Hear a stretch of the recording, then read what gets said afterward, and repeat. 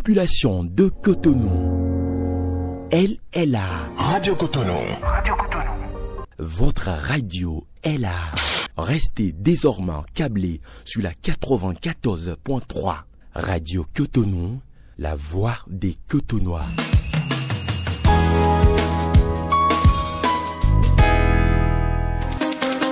Auditrices et auditeurs de Radio Cotonou, bonsoir.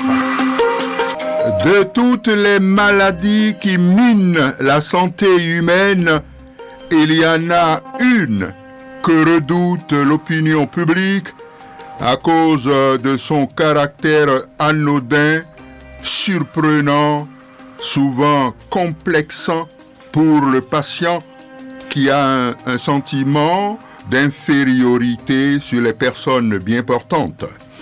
Lui, le patient, il souffre de la maladie mentale, que certains appellent abusivement la folie. Ses conséquences, elles sont sociales, économiques et même graves pour le malade mental qui ne peut plus rien faire dans la société, graves aussi pour la nation privée de quelques bras valides qui ne peuvent pas momentanément contribuer au développement national. Alors, peut-on éviter cette malheureuse situation? Comment devient-on malade mental? Quelles sont les causes, les symptômes, les manifestations, la prévention de cette pathologie? Pour répondre à ces interrogations, nous recevons ce soir un éminent psychiatre de son état, directeur général de l'hôpital psychiatrique de Djako, nous y reviendrons d'ailleurs pour la dénomination, professeur Gansou Magloire. Vous l'entendrez dans un instant, et puis les auditeurs de Radio Cotonou prendront la parole pour exprimer leurs préoccupations. Merci de nous recevoir chez vous.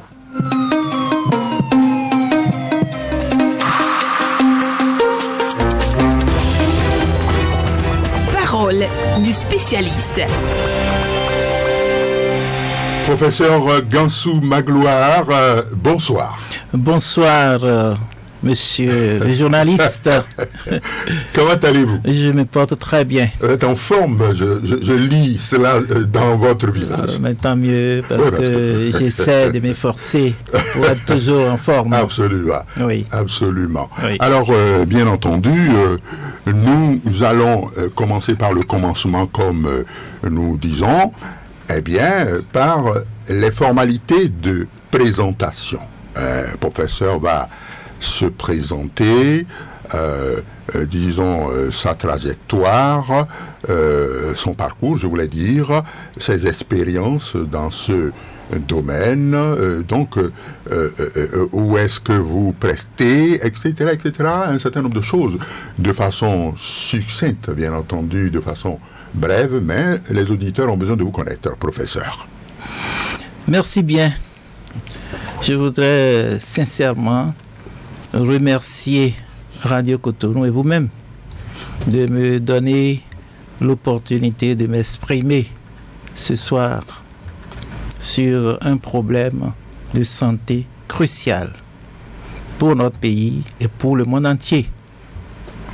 Comme je le disais tantôt, je suis Gansou Magloire, je suis professeur titulaire de psychiatrie et je suis le directeur général du CNHU-PC. Évidemment, je vous vois réagir parce que tout le monde connaît cet hôpital sous l'appellation de Djako. Djako qui est un peu péjoratif et nous sommes en train d'effacer un peu cette image pour lutter contre la stigmatisation et lutter contre la discrimination. C'est ça. Donc aujourd'hui, nous parlons de Centre national hospitalier universitaire de psychiatrie de Cotonou. Voilà. Et on est universitaire depuis 2000 1994, donc plus de 10 ans déjà. Ah oui, absolument, c'est quand même quelque chose. Alors, votre parcours, c'est pas la peine de Bon, que je vous... là vous me surprenez. Je vais vous mettre la pression pour ça. Mais on Bon, a évidemment, vous savez très bien, professeur titulaire, c'est un long parcours. Oui, oui, c'est sûr ça. C'est un long parcours, je ne voudrais pas trop rentrer dans les détails. Absolument, très bien, très bien. Voilà, je m'en tiens à cela pour le moment. Bon, alors, vous prestez où? Vous êtes le directeur général de l'hôpital de psychiatrie, je dis ça comme ça, Oui. Alors que vous aviez donné des précisions tout à l'heure sur l'appellation actuelle de ce centre hospitalier, bien entendu, ce centre psychiatrique. Alors, qu'est-ce que vous mettez dans la psychiatrie? Qu'est-ce que ça recouvre? La psychiatrie, pour dire tout court, c'est l'étude et le traitement des maladies mentales. C'est cela. Tout simplement. C'est cela. Comme il y a des maladies du cœur, Oui, des maladies du foie, c'est ça. les maladies pulmonaires, et j'en passe, il y a les maladies mentales. C'est ça. Donc, la psychiatrie s'occupe de l'étude et du traitement de ces maladies mentales. Oui, parce que, bon, j'allais vous demander, mais je crois que c'est ce que vous avez dit, la science de la psychiatrie. Je crois que c'est ce que vous avez C'est bien ça. donné comme précision. Alors, vous pourrez dire aux auditeurs également, quels sont les types de malades mentaux que vous recevez, non seulement dans votre centre et par extension dans les autres centres.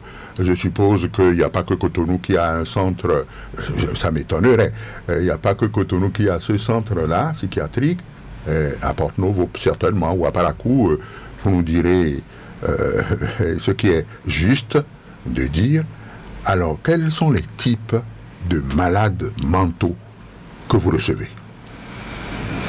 Merci, vous faites bien de dire les types de malades mentaux, parce que les maladies mentales, il y en a à foison. Et on ne traite pas un malade mental de la même manière pour tous les malades mentaux. C'est cela. Chaque patient a son traitement en fonction de la maladie qu'il présente. C'est cela.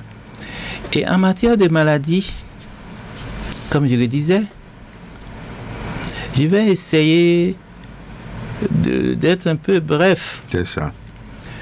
pour parler des plus connus. Voilà. Et la première maladie mentale qui existe, la plus connue, la plus fréquente, c'est ce que nous appelons la dépression.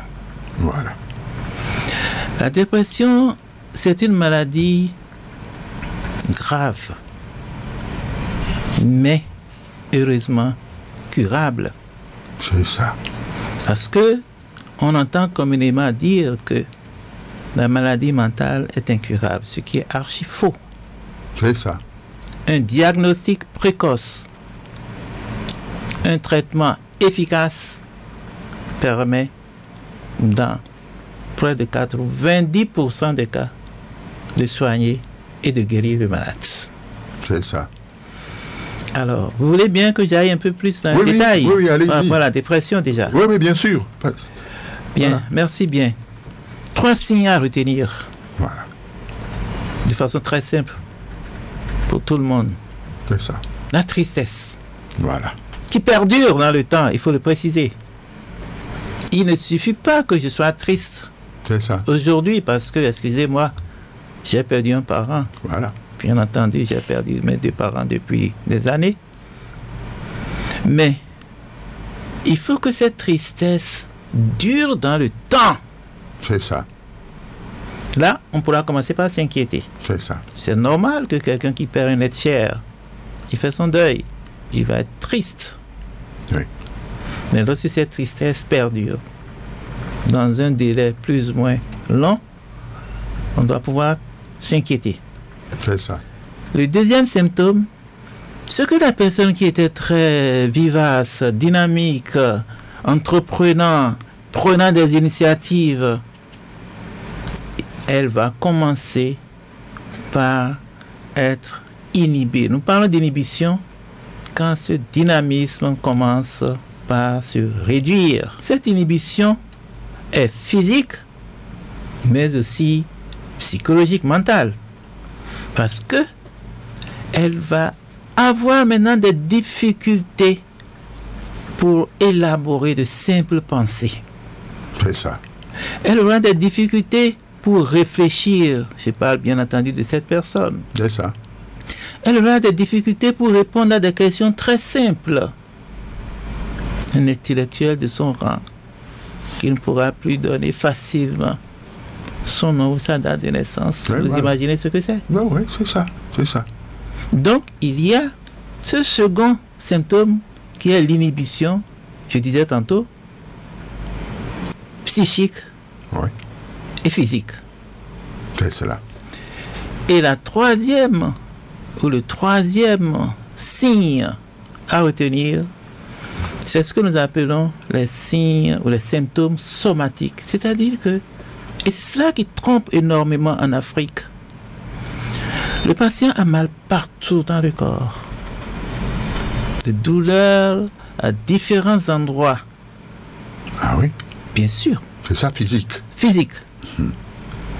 Et ces manifestations amènent le patient à aller de médecin en médecin. Le somaticien, évidemment, le cardiologue, le dermatologue, le gastro-entérologue, toutes ces spécialités-là risquent de recevoir le patient. Et même en hospitalisation, dans un service de médecine interne. Alors que le problème, c'est tout simplement, excusez-moi, pas simplement, c'est un problème de santé mentale. Voilà. Et on parle de manifestations psychosomatiques. C'est-à-dire que c'est le psychisme Ah oui. qui a des perturbations, Voilà. mais la répercussion est somatique. Vous imaginez? C'est là. Alors, toujours dans ce cadre de manifestations psychosomatiques, Ouais. il y a un symptôme très important, Voilà. c'est l'insomnie. Ah oui. L'insomnie. Et c'est pratiquement même le premier, c'est le maître symptôme. Ah oui. Ah oui, quand on commence par ne pas bien dormir, une fois en passant, d'accord. Mais lorsque ça commence par devenir fréquent, je crois qu'il vaut mieux prendre l'avis d'un Médecin. professionnel. Voilà. Un Forcément. spécialiste. À cela, on associe bien entendu ce que nous appelons l'anorexie. Vous n'avez pas l'appétit, vous n'avez pas envie de manger, vous ne dormez pas, voyez. Et vous êtes, pensez-vous, devenez soucieux.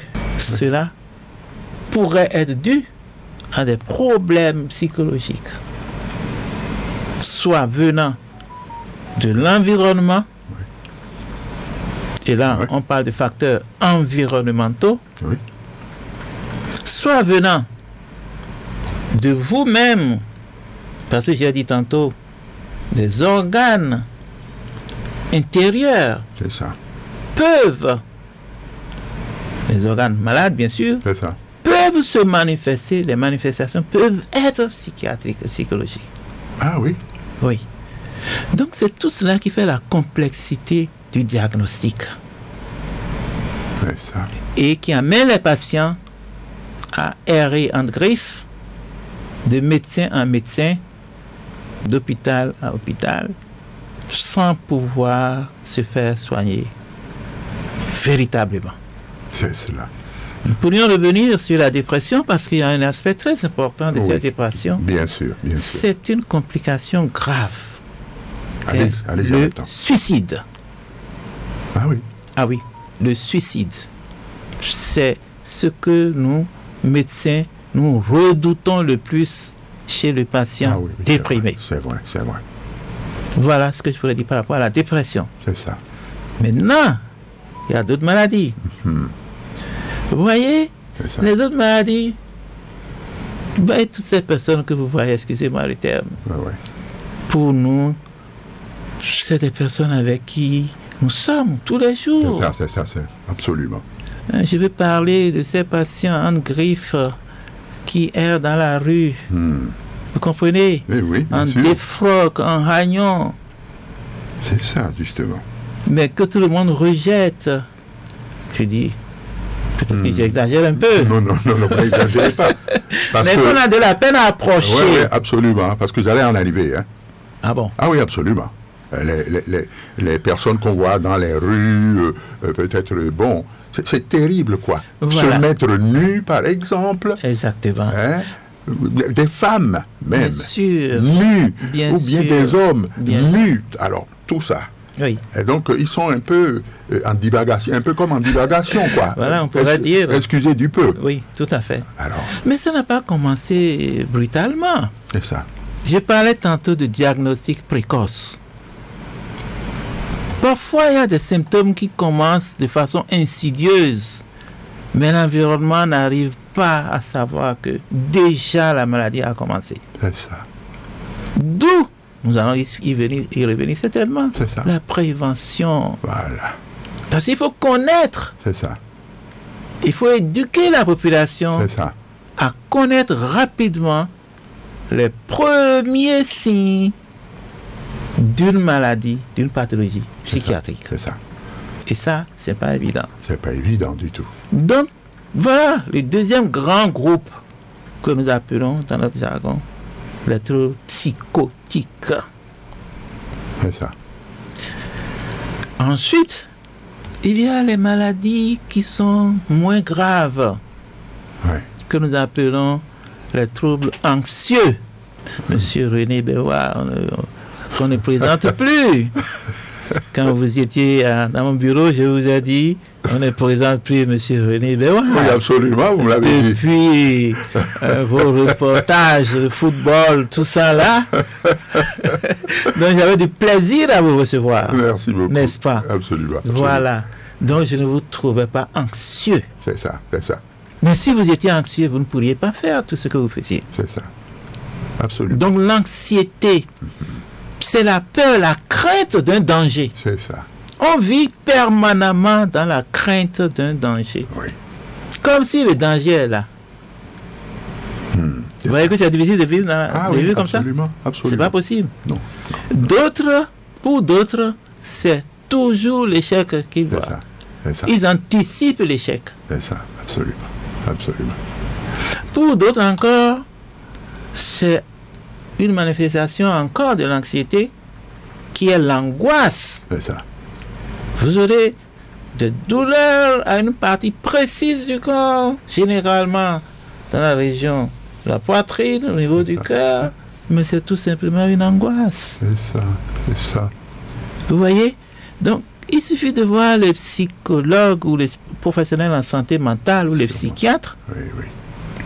Oui, oui. pour parler, verbaliser un certain nombre de choses. C'est ça. Et vous commencez déjà, vous êtes déjà sur le terrain de la guérison.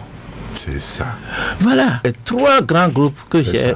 j'ai préféré parler de ces trois grands groupes C'est ça. sans aller véritablement dans les détails. Très Peut-être que vos questions qui Oui, vont suivre absolument. m'amèneront à aller plus loin. Absolument, professeur. Je vous remercie infiniment. J'allais mettre un peu le doigt sur les soucis. Bon, je crois que vous aviez déjà dit un certain nombre de choses quand vous parlez de dépression, par exemple. Donc, vous faites déjà un peu allusion aux soucis. Je connais peut-être une dame qui a maille à partir avec son époux, par exemple. L'époux a pris une deuxième femme, et puis après une troisième femme, alors que voyez-vous, maintenant que je suis là, Ouais. donc il prend encore une autre, et tout ça. Donc, et la pauvre dame, dépression. Vous avez vu? Bon, en dehors de ça, il y a des hommes aussi qui perdent leur emploi, soucis. Hein? Qu'est-ce qu'il va faire? Bon, la famille est là et tout. Donc, il plonge dans les soucis. Ça peut conduire vers là. Est-ce que vous pouvez... bon, c'est vrai que vous avez déjà parlé des dépressions. Je crois que vous n'avez pas... Alors, quand vous aviez commencé à parler des symptômes, j'avais regroupé dans une même rubrique les causes de cette maladie, les symptômes de cette maladie, les manifestations de cette maladie, et puis enfin, la prévention. Donc, ces 4 piliers-là, mais je crois que vous avez vaillamment abordé de cela. Est-ce que vous pouvez survoler cela avant que qu'on ne parle des malades violents? Parlez d'abord de... Parce que j'ai vu, hein. Voilà. Alors, les causes de la maladie mentale sont nombreuses. Voilà. Elles sont même anténatales. C'est-à-dire même avant la naissance. C'est ça. Il y a les causes avant la naissance, les causes pendant la naissance et les causes après la naissance. Voilà. C'est ça. Mais une mère qui est anxieuse tout le temps sur sa grossesse, mais elle transmet des émotions négatives à l'enfant. Voilà. Et l'enfant va naître vulnérable. L'enfant pourrait naître vulnérable. C'est ça. Il faut que l'environnement familial soit un environnement. Il faut qu'il y ait une cohésion. C'est très important. Voilà. Il faut qu'il y ait une entente entre la famille, les différents membres de la famille. Vous voyez? Oui. Bien.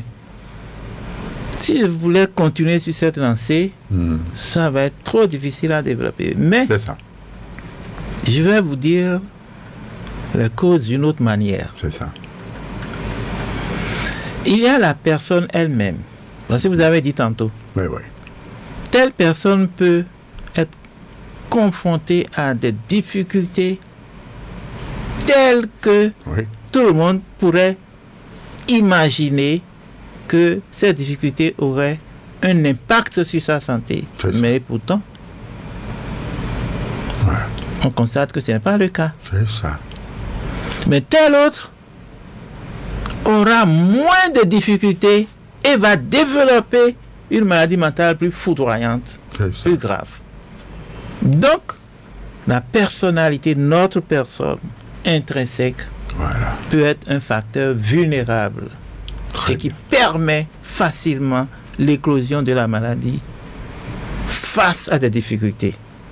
Donc, cette capacité d'adaptation aux difficultés de la vie, nous ne l'avons pas. C'est ça. Nous ne l'avons pas. Vous voyez?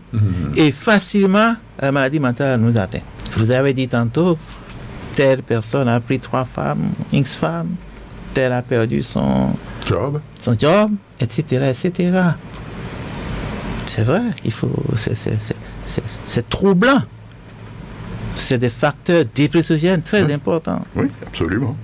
Alors, si cette personne a le soutien dont elle a besoin, si cette personne est prise en charge précocement, si cette personne vit dans un environnement où l'accueil, le soutien, je disais tantôt, l'accompagnement suivent, elle ne va pas développer des pathologies psychiatriques. C'est ça. Ou alors, si elle les développait, ce serait à moindre intensité. C'est ça. Vous voyez, par exemple. C'est ça. Donc, voilà une cause. Maintenant, si on sort de ce cadre un peu rigide, vous voyez, on peut élargir les choses. Les difficultés de la vie. Le stress. La précarité économique. Le chômage. Vous voyez que c'est beaucoup de choses. Oui, absolument. Absolument. L'insécurité, l'environnemental. Vous vivez quelque part, vous êtes en insécurité totale. C'est ça. Tout cela contribue à faire éclore la maladie mentale chez quelqu'un qui était vulnérable. C'est ça. Ou à faire éclore la maladie, mais rapidement maîtrisable. Et elle s'en sort. Très bien. Très bien. Voilà un peu ce que je pourrais dire. Voilà.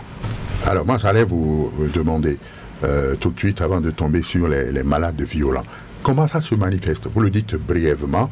Comment ça se manifeste dans la tête des malades? Dans la tête des malades, là. Ils sont malades. Est-ce que... je ne sais pas. Oui. Bon, comment ils vivent ça? Est-ce qu'ils ne peuvent pas savoir, forcément? Ils ne peuvent pas savoir qu'ils sont malades. Bon, maintenant, comment en arrive-t-on à des malades violents au point où, apparemment, vous les enfermez là, parce que j'en ai vu récemment, quand j'étais venu les hospitalise, oui. Bon, oui, ça dit que... non, hospitaliser... C'est les grandes salles, les grandes chambres où vous avez hospitalisé les gens. Okay. On les met en contention. Voilà, quand moi je passais, quand j'allais vers votre bureau, j'ai aperçu quelqu'un qui me disait bonjour, et tout ça. Bon, alors, comment est-ce qu'on en arrive là? Est-ce que vous arrivez à les gérer? Est-ce que vos agents souvent sont en sécurité comme ça? Donc, c'est des questions quand même que j'ai préparées pour vous. Je vous remercie. C'est vrai qu'on ne gère pas les malades mentaux comme on gérerait les autres malades. C'est ça. La gestion des maladies mentales nécessite un professionnalisme. Voilà, forcément. Forcément. On n'aborde pas un malade mental n'importe comment. Oui. Ah oui. Non. Surtout pas. Mais il ne faut pas en avoir peur non plus. Il ne faut pas en avoir peur non plus. Parce qu'en réalité, les malades mentaux, c'est qu'ils ont besoin de nous. Oui, forcément. Et nous les rejetons encore. Non, c'est pas bon. C'est pas bon. Donc, on doit aller vers eux, où ils se trouvent. C'est vrai. On doit aller vers eux. Et là, permettez-moi de faire une petite parenthèse pour remercier l'État béninois pour l'effort qu'il est en train de faire. Beaucoup d'efforts. Pour prendre en charge même les malades mentaux errants. C'est ça. Aujourd'hui. C'est ça. Vous comprenez? Donc, vous vous rappelez, j'ai cité 3 grands groupes tout à l'heure. C'est ça. Le déprimé sait qu'il est malade. Il sait très bien qu'il est malade et il viendra en consultation. C'est ça. Le second groupe, j'ai dit les troubles anxieux, celui qui souffre de troubles anxieux, il sait qu'il est malade. Et c'est lui-même qui viendra dire, mais il y a quelque chose qui ne va pas. J'ai besoin d'être aidé. C'est ça. J'ai besoin de me faire soigner. Seules les personnes qu'on appelle les psychotiques ne se reconnaissent pas malades. Et ils font 1%. Ah oui. Seulement. Ah bon? Mais oui. Ah, d'accord. 1%. 1% seulement. Les 99 autres pourcents se reconnaissent malades et demandent de l'aide. Ah oui, mais c'est... Ah bon? Mais vous voyez, c'est parce qu'on ne sait pas trop. Mais c'est ça. Et puis malheureusement aussi, ou je dirais, je ne sais pas, les manifestations de la maladie font que tout le monde craint. C'est ça. Parce qu'on ne comprend pas la manifestation parfois. C'est ça. Et c'est souvent chez les psychotiques qu'on voit cela. Des troubles du comportement, des agitations bizarres, vous avez dit semaine nue, etc., etc.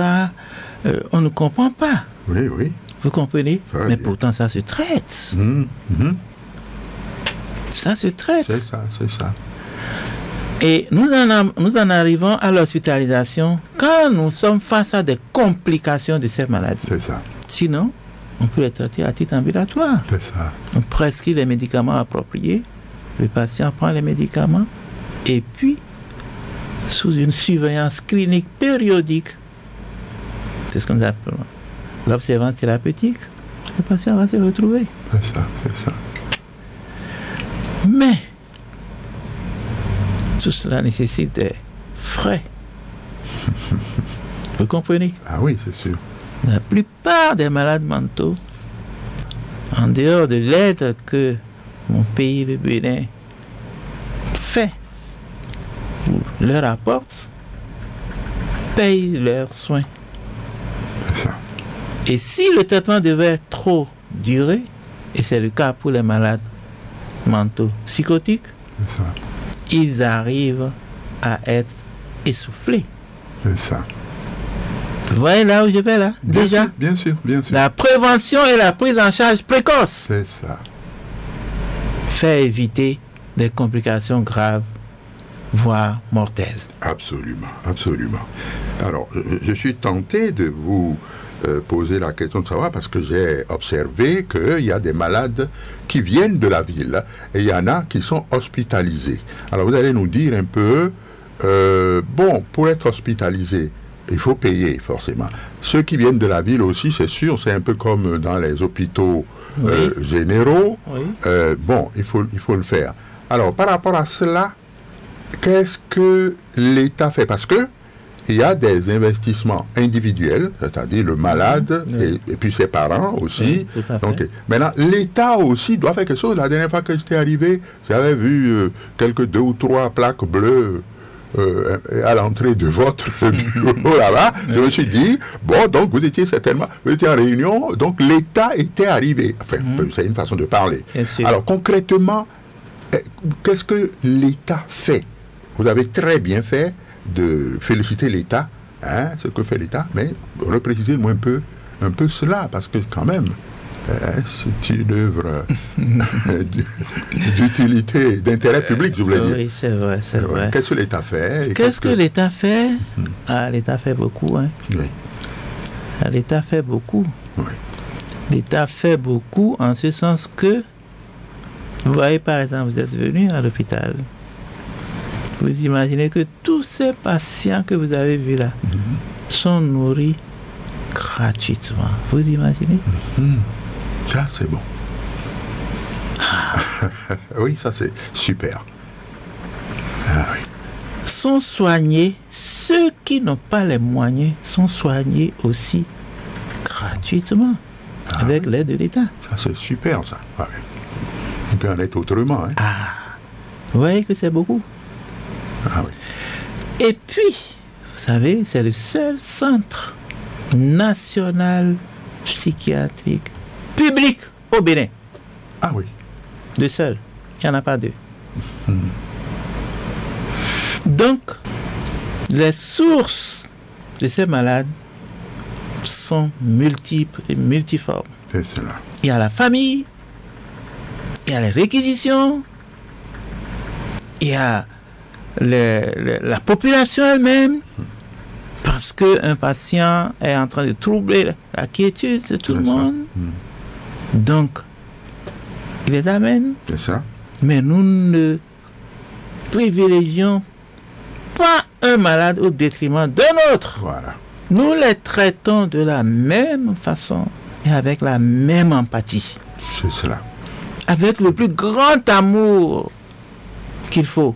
Parce que sans cela, vous ne pouvez pas réussir la prise en charge d'un patient. C'est ça. C'est pas possible. Très bien. Donc voilà un peu. Et évidemment, beaucoup d'autres choses que l'État fait également. Voilà. Très bien. Juste quelques exemples que je vous donne. Voilà. Alors, très rapidement, avant qu'on ouvre la ligne aux auditeurs, est-ce que vous pouvez très brièvement nous décrire quand même un peu, disons, une journée, c'est-à-dire vos activités, les activités de vos agents vis-à-vis des malades pendant une journée. Alors, le matin, vos agents font quoi vis-à-vis des malades et tout. C'est 1 minute, 2 minutes, vous avez dit. Je vous remercie.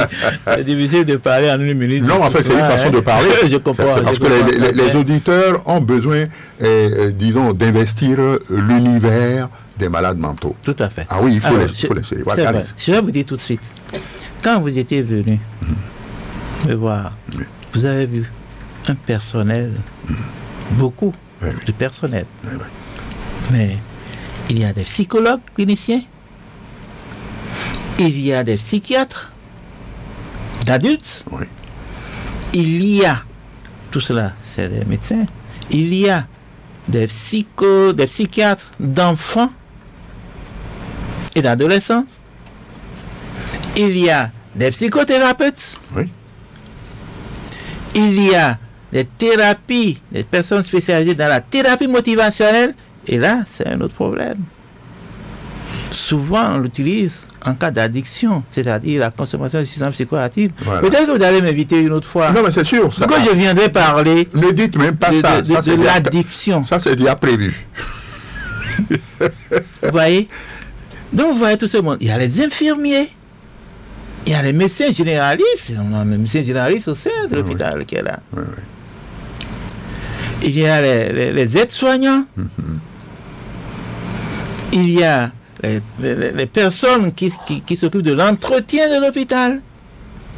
Bref, tout ce qui peut, toutes les personnes qui peuvent aider à l'amélioration de l'état de santé de ce patient ou des patients, ils sont.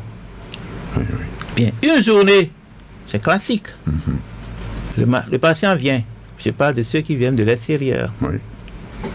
On fait une consultation. Le médecin, l'hôpital est ouvert 24 heures sur 24. Urgence, 24 heures sur 24 prise en charge. Très bien. Si ce n'est pas une urgence, l'équipe est là. Donc, une journée, c'est quoi? On prend le patient le matin. On fait un diagnostic, le médecin l'examine, il fait son diagnostic, il met le traitement. Le traitement peut être à titre ambulatoire. C'est ça. Donc, médicaments, psychothérapie, C'est ça. thérapie motivationnelle, tout ce que j'ai raconté tout à l'heure. Vous voyez un peu? Bien sûr. Donc, il va falloir orienter vers les spécialistes des domaines qui sont là. Forcément. Les soins d'urgence, il y a une équipe d'urgence qui est là. C'est ça. La surveillance, pratiquement toute la journée. C'est ça. Les soins, matin, midi et soir. Voilà. La nuit, je suis venu de l'hôpital maintenant, je vais encore y repartir. C'est ça. Vous voyez? Donc, en gros, c'est ça ce que nous faisons Pendant une journée. pendant une journée. Pratiquement, quoi. Pratiquement, pendant une journée. Tout le monde met la main à la pâte. Ah oui, forcément. Gansou, ben, vous êtes dense. Merci vous êtes bien. vraiment dense. Et puis, ce qui est sûr que vous m'avez devancé là, pour dire que vous allez peut-être revenir après pour parler de ceux qui fument l'autre chose. Ne vous en faites pas, parce que je crois que ça relève aussi de vous. Bien pratiquement. sûr. Ceux qui font ça et qui se retrouvent chez vous, Bien vous sûr. reviendrez en parler. Tout de suite, nous allons ouvrir l'antenne à nos auditeurs qui ont des préoccupations certainement. Ils vont les exprimer. C'est parti. Merci bien. Préoccupation des auditeurs. Voilà, c'est parti. Préoccupation des auditeurs. Le premier auditeur en ligne, bonsoir. Bonsoir, monsieur René Béwa. Comment allez-vous, mon cher ami? C'est monsieur Michel Thomas Adepakopi. Ah ah. Thomas. Madame Massal du centre psychiatrique de Diaco. Ah bon? Vous êtes qui? Michel Thomas maintenant. Non, j'ai déjà noté ça. Non, maintenant, je viens saluer mon docteur. Ah ah. Ah bon? Je vous salue. Il a fait économie de vérité. Bon, en tout cas, vous êtes un de ses agents, non? Un de ses patients. Ah, un de ses patients. D'accord. OK. Bon, alors, on va peut-être ouvrir on va prévoir une autre rubrique, j'allais simplement dire, et vous allez peut-être... Oui? Je vais vous dire qu'il dit que l'État fait beaucoup. Si l'État fait beaucoup, pourquoi nous, les malades, on ne bénéficie pas? Bon, très bien. Et on nous pénalise. Voilà, OK, très bien. On a compris, Thomas. J'ai noté déjà, le docteur aussi a noté, et il va vous répondre tout à l'heure. OK? D'accord. Mais vous êtes... Docteur. Merci beaucoup, hein? Bah, il vous remercie, docteur. Oui, excusez-moi, merci beaucoup. Voilà, Merci, oui. vous êtes bien. Oui.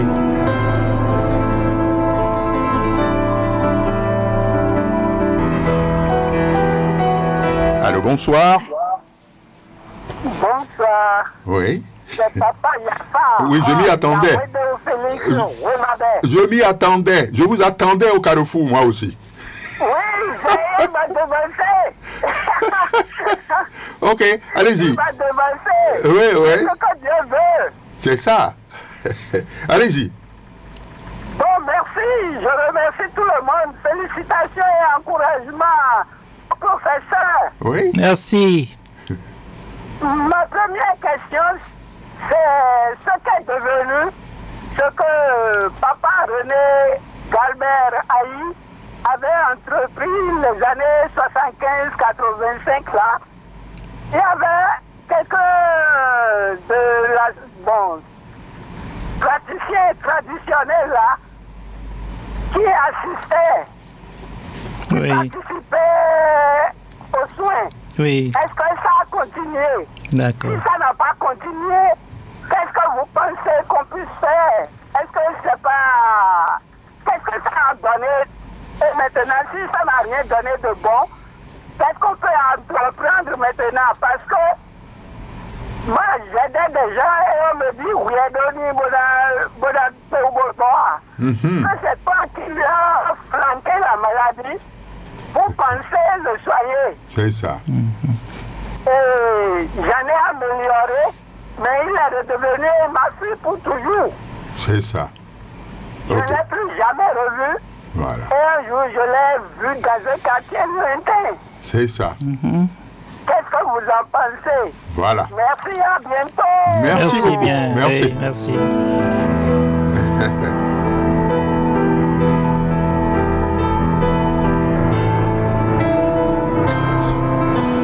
Un autre auditeur au bout du fil. Allô, bonsoir. Bonsoir, monsieur. Je dirais bonsoir, doyen. Ah, ok. Bonsoir. Comment vous allez? Oui, ça va. C'est monsieur? Monsieur Bokovo Amour. Ah, Bokovo Amour. Oui. Ok, on vous écoute. D'accord. Salut, le professeur. Hein? Merci, bonjour à vous. Oui. Pour tout ça, il n'est pas facile de travailler avec ces gens-là. Oui, oui. Mais il n'est pas du tout facile. C'est ça. Maintenant, j'aimerais lui demander, hein, si on lui amène un malade, je dirais, comment ils font pour distinguer de quel type de maladie la personne souffre. C'est ça. Je voulais surtout dire, nous sommes au Bénin, comment, si c'est par hasard provoqué, parce qu'il y a des maladies provoquées dans notre pays, comment ils font pour pouvoir distinguer les maladies, les caractéristiques là, comment ils font pour distinguer certaines maladies, ou bien si c'est provoqué, comment ils font pour arriver à distinguer. D'accord. Ok. Deuxième question pour finir rapidement. Oui. Est-ce qu'il arrivait où le patient déjà guéri et libéré font encore des refus pour revenir? Et je vous remercie. Très bien. Merci beaucoup d'avoir appelé. Allez, bonne soirée.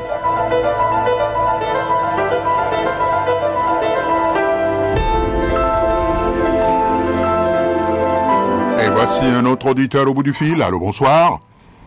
Bonsoir, monsieur René Béa. Comment allez-vous, mon grand ami? Ça va très bien. Okay. Et de votre côté? Oui, ça va. Je remercie le docteur. C'est monsieur? C'est monsieur? Bernard Fabi. Ah, bon, oh, oui, oui. Cette fois-ci, il m'a dribblé. Allez-y, Bernardin. Je salue le docteur. Voilà. Merci, je vous salue. Oui, je vous remercie pour votre présence. Merci bien. Parce que je n'ai jamais entendu un docteur venir se présenter à la radio pour nous donner des détails par rapport aux maladies psychiatriques. Merci pour votre présence. Merci aussi J'aimerais à vous vous. demander, pour le traitement, tout d'abord, est-ce que le personnel, vous arrivez à trouver du personnel qui vous accompagne? Est-ce que ces jeunes docteurs acceptent à travailler dans votre centre ou bien vous les choisissez par force? Et de deux, pour les malades, quand on les traite, est-ce qu'ils guérissent définitivement ou bien ça reste comme ça pour la vie? C'est cela. Parce que nous avons l'habitude d'entendre qu'il faut faire chaque mois des injections pour pouvoir se maintenir.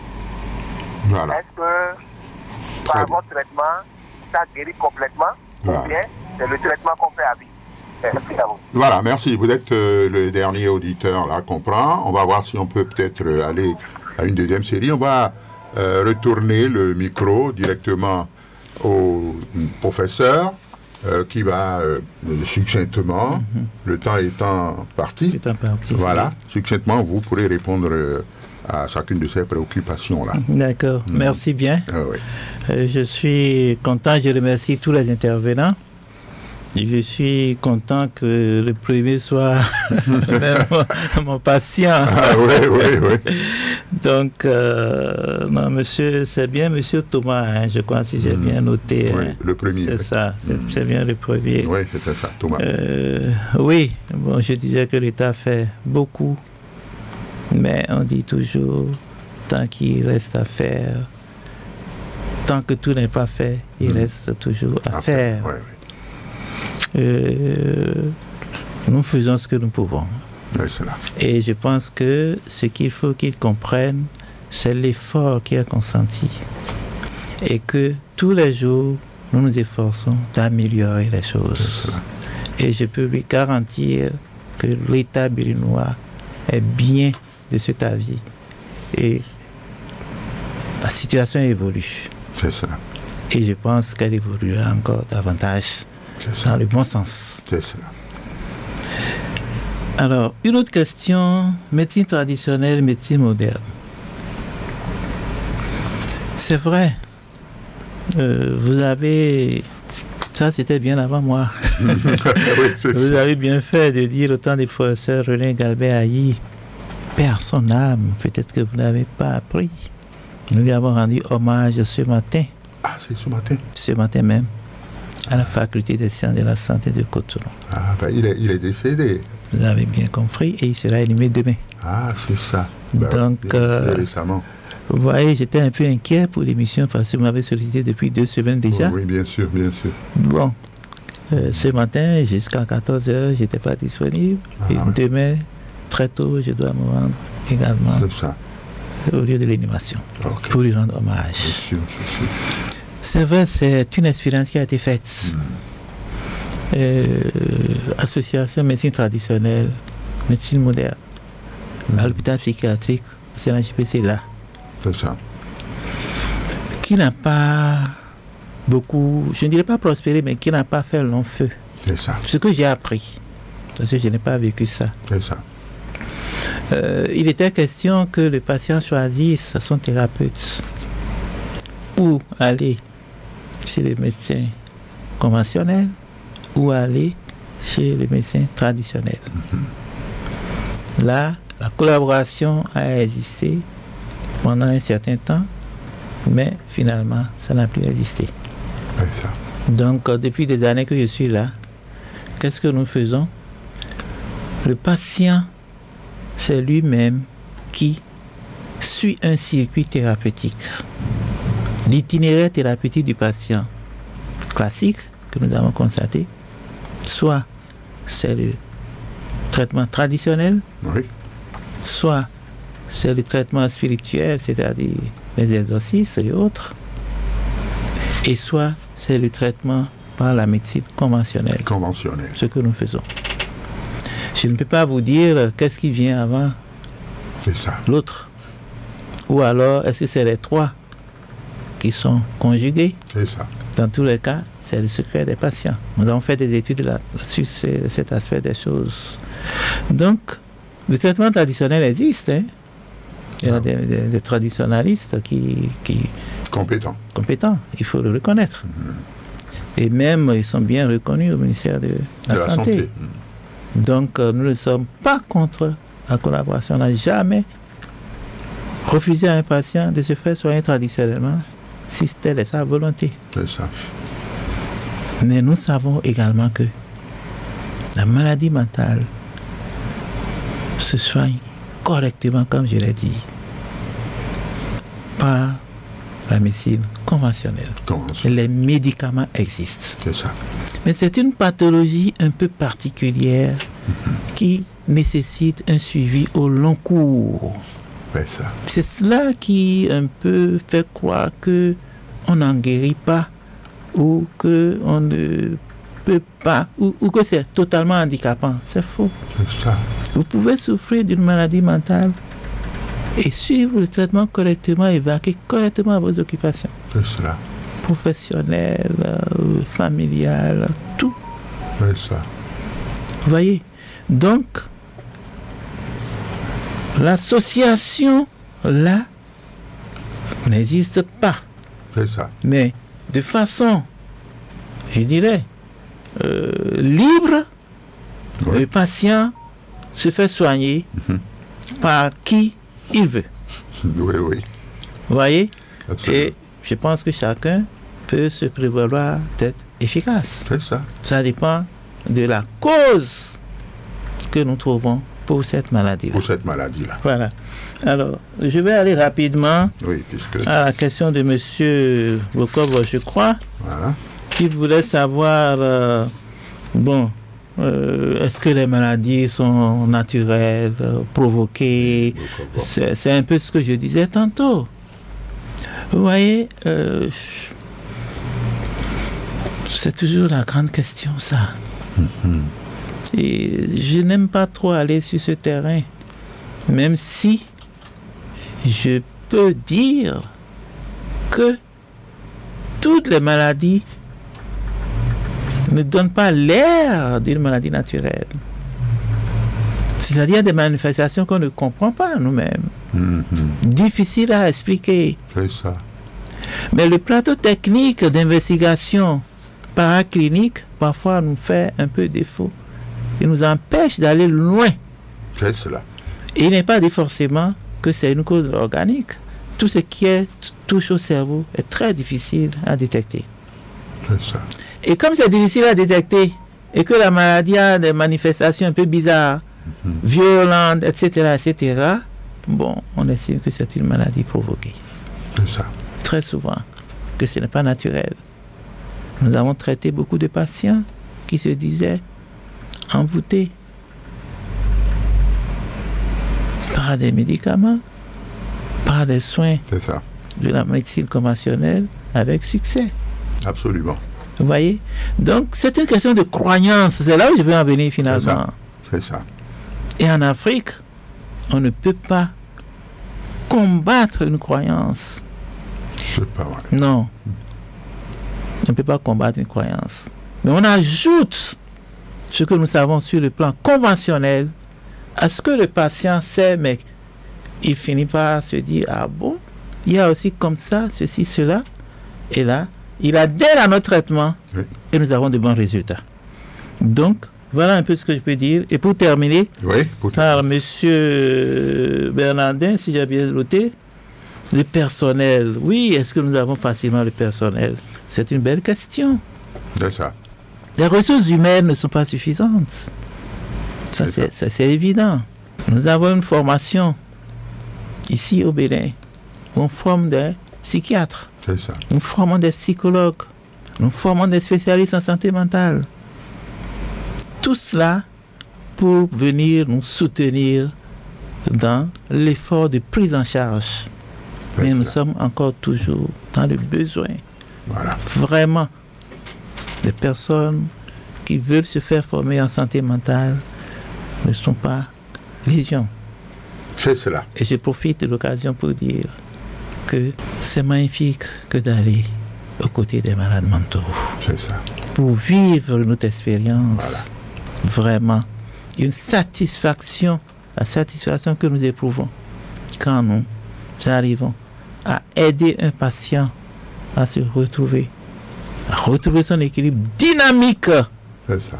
après les difficultés de santé mentale, c'est inestimable. Très bien, professeur. Merci bien. Merci infiniment. Je crois que nous sommes obligés de suspendre un peu ce débat très alléchant. Vous avez compris vous-même qu'on était obligé de vous faire parler pour dire ce qu'il faut dire. Et les préoccupations des auditeurs également sont tout aussi alléchantes. Alors je fais un pacte avec vous pour mardi prochain encore, ou si c'est l'autre mardi, vous aurez à choisir. Et dans tous les cas, vous allez revenir parce qu'il y a encore des auditeurs en rade, là, et qui doivent aussi exprimer leurs préoccupations, je crois. Et puis, il y a des conseils généraux que vous aurez à donner. Donc, vous comprenez la nécessité d'une deuxième émission pour vous. Merci beaucoup, professeur. Vous êtes formidable. Merci bien. Professeur. Merci. Et puis, donc, on vous remercie d'être venu dans ce studio. Merci encore une fois. Eh bien, l'émission est terminée. Merci, c'est moi qui vous remercie. Absolument. Merci infiniment. Gisley Abangba était sur la technique. Job Chipé, preneur de vue. Et puis, on direct avec vous, votre humble serviteur, René Bewa. Merci à toutes, merci à tous. On se retrouvera mardi prochain, si Dieu le veut. L'Éternel des armées vous garde.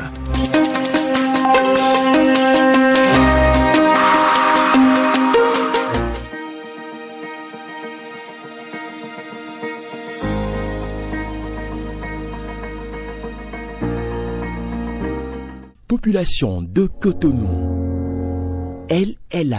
Radio Cotonou. Radio Cotonou. Votre radio est là. Restez désormais câblés sur la 94.3. Radio Cotonou, la voix des Cotonois.